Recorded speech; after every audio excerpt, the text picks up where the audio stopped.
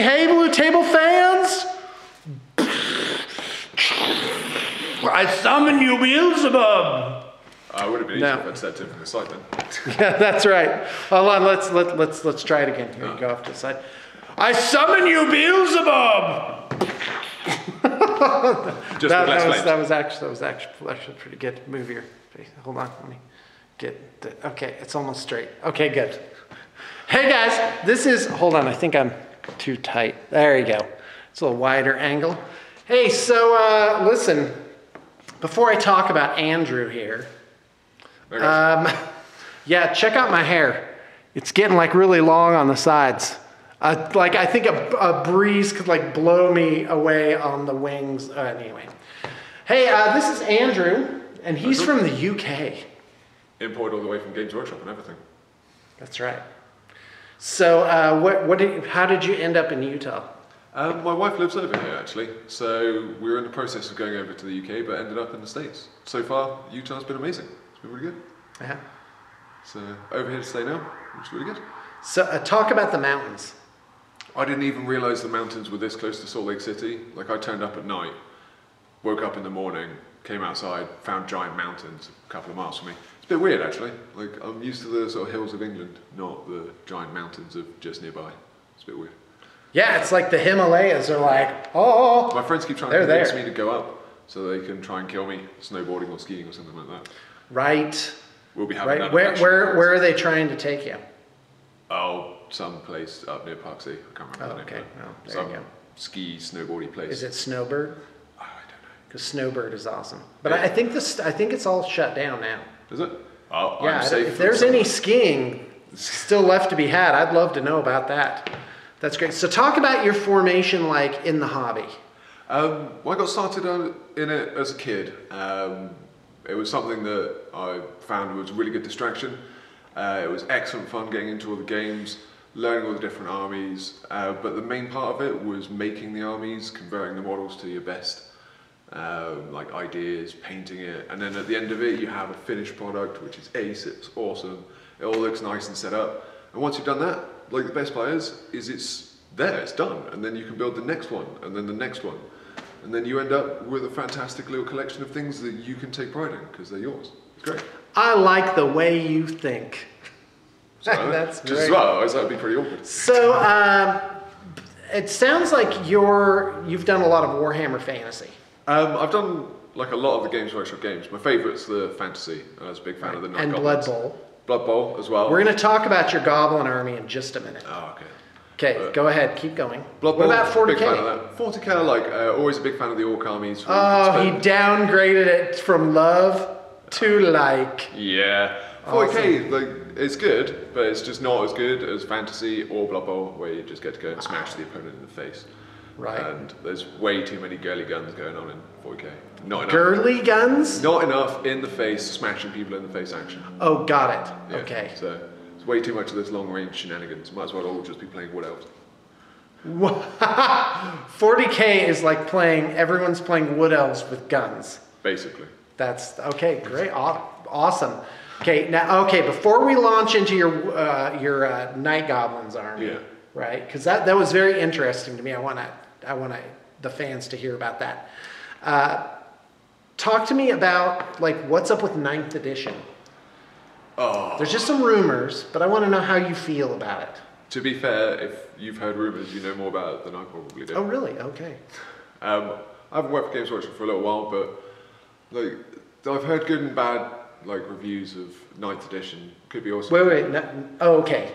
Right, because you know it's coming out. It's not out yet. Okay. So until it actually comes out, then I'll have to wait and see. I don't want to judge a book by its cover till it gets out and I get a chance to test it. Otherwise, I'm just setting myself up for like a fall or disappointment, really. Right. So. Okay. I'm already getting myself amped up because I know that I'm going to like it. I already know. The round bases are really doing it for me. It's going to be good. But that's the thing. See, there's good parts and bad points for it. I don't want to put my money where my mouth is until I know a bit more about it, really. Otherwise, putting the cart before the horse or whatever Very kind of wise. British sayings I can wave. Now, please do. Love the accent. Yeah, you had a saying earlier that it's all swings and roundabouts. Yeah, basically. That everything just like, Stuff happens, but nothing goes anywhere. Okay, awesome. All right, so let's hear about your Goblins army. It was my first main Warhammer army that we did, and it was loads of fun. We basically tried to design an army that was nothing but goblins, just to stick it to the bigger, more expensive units with everybody with weapon skills and that could stab a flyer at 100 yards with a pin in the eye. Whereas goblins, you just get tons of them. So we had 800. 800! 800 of them. That's the punchline, by the way. Go ahead, you have 4 massive units of Right. 200 night goblins, Right. basically. And you can just roll them up the battlefield. It's an amazing fun, basically. I don't know if you guys will have the term over here of hoodies, but it's basically people that wear like the hooded jackets. So I basically did the entire night goblin army as a bunch of hoodies. So like little teenage goblin kids in their hoodies. A load of conversions where there's nothing but goblin generals, shamans. There was a giant in there, I'll be honest. It's a bit like cheesy if I didn't mention that. But basically you just get to have a fun time with hundreds and hundreds of goblins, and you just see the fanatics, heroes. Yeah, netters, clubbers, squig herders, a lot. But it's the look on your opponent's face when you're putting out your army, and you have put out like your first big unit of 200 night goblins, and then you put out the next unit, and they're like, oh, that's got to be it. And then you put out the next unit, and they're like, and they start trying to do the math. And they're like, I don't think I can actually kill all of these goblins. Right. And that's where it gets fun, just throwing a huge wave of night goblins across the table and stamping a load of expensive like troops facing. It's great, can't get enough of it. That's awesome. That's awesome. So, go ahead. I think my favourite model from it though has got to be the Shaman Champion. We took a Night Goblin Squig Rider, converted it so it looked like he was riding a giant magic mushroom. So we cut off the bottom of a Flamer of Zench, stuck that to the bottom of the squig so it looked like a large mushroom, gave it a load of feet that we'd chopped off from plastic miniatures so it looked like it had hundreds of feet on the bottom of the mushroom. Like the luggage. Yeah, like the luggage from Terry Pratchett. It was in fact based on that. We called it the muggage because it was half mushroom, half luggage. But you're like the I did not hear that part. You're like the only American I've found that's ever known Terry Pratchett while I've been over here. That's why I never made the connection. But yeah, so we converted it. Took a couple of the shaman things, put it on the Squig Rider, painted it up. Bob's your uncle. You got a nice muggage, and because it fits on the squad on the Squig base, you could actually put it in any of your units or by itself. Great standalone champion, easy conversion, wonderful piece. Loved it. Thank you. You're welcome. That reminds me why I got into this business. By the way, this is how we look next to each other. I've been upstaging you by a few feet. So, yeah. You're like, what, 6'3"? 6'4"? Because I don't know, but if you guys know this, but I'm huge. I mean, I am just like this. He's standing on boxes towering stud of a man. Ugh. We're going to get into muscle, obviously. Yeah, let's do. Time to get out the guns, ladies! I've got to find which way to the vet, because these swans is well sick. That's some more English humour for you guys. I do not understand that at all. It's a vet well joke sick? for muscles. Is it? Okay. Anyway, swans are well sick. Okay.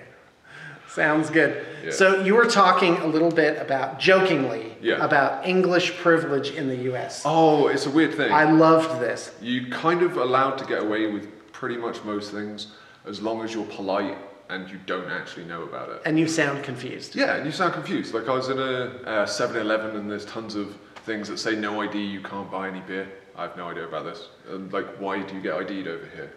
Like, it seems that if you're You don't in like, if you're in the UK, you kind of look above 12 and they'll serve you. Over here, if you look under retirement age, they ID you. It's very right. weird.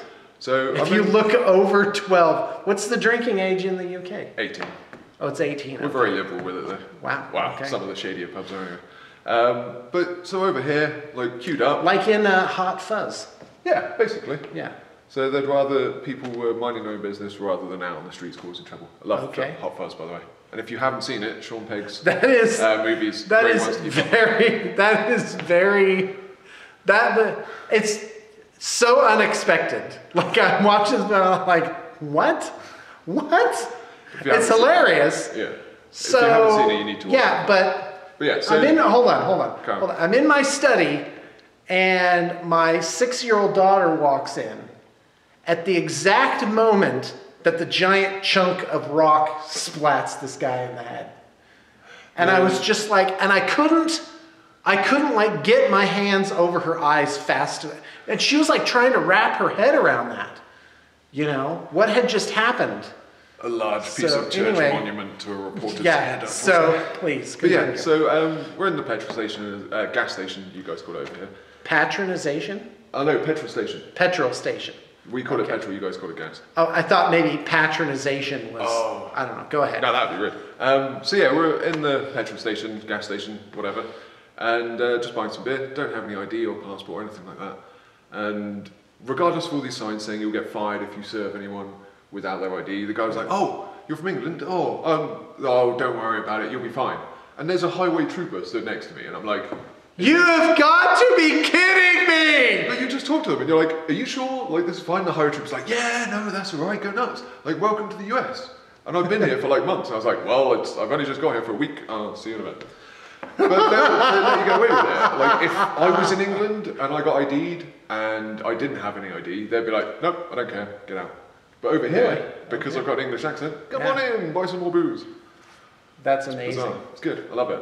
Hopefully, like, this doesn't go too I did large. not hear this story. Yeah, no one cottons onto it. Don't ruin the fun for all the English people when we come over. Yeah. Like, this is really good for us. Guys, don't abuse this. Don't abuse it and ruin it. Unless you're English, at which point go nuts. It's great fun. You should come over here. It's ace. All right, Andrew, thanks for being here. Thanks, Andrew has been a great visitor, and we're actually about to head up to Salt Lake right now. Yep, and hopefully I'll be doing some paint for you guys. We'll see you guys later. See you in a bit. That's where it went out of focus for some weird reason.